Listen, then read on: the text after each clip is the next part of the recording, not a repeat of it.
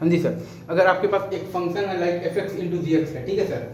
और F x आपका basically क्या है, तो कंटिन्यूअस एंड जो डिफरेंशिएबल है at x is equal to alpha, और जी एक्स आपका है basically continuous and non differentiable at x is equal to alpha. तो अगर आपका एफ मतलब कि अगर आपका बेसिकली एफ अल्फा बराबर जीरो है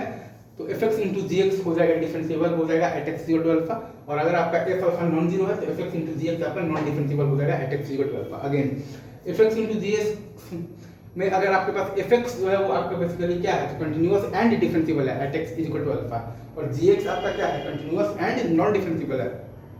एट एक्स मतलब कि इज इक्वल टू अल्फा। तो अगर आपके पास एफ अल्फा जीरो है तो एफ एक्स इंटू जी एक्स हो जाएगा differentiable at x equal to alpha, और अगर आपके पास एफ अल्फा नॉन जीरो है तो एफ एक्स इंटू जी एक्स क्या होगा, नॉन डिफरेंशिएबल होगा at x equal to alpha. ये सही है सर? एक बार फिर से बोल देता हूँ, एफ एक्स इंटू जी एक्स फंक्शन की बात हम लोगों को करना है, ठीक है। तो अगर हमारे पास ये दे रखा है लाइक एफ एक्स हमारा कंटिन्यूअस एंड जो डिफरेंशिएबल है at x equal to alpha, और जी एक्स हमारा कंटिन्यूअस एंड नॉन डिफरेंशिएबल है at x equal to alpha.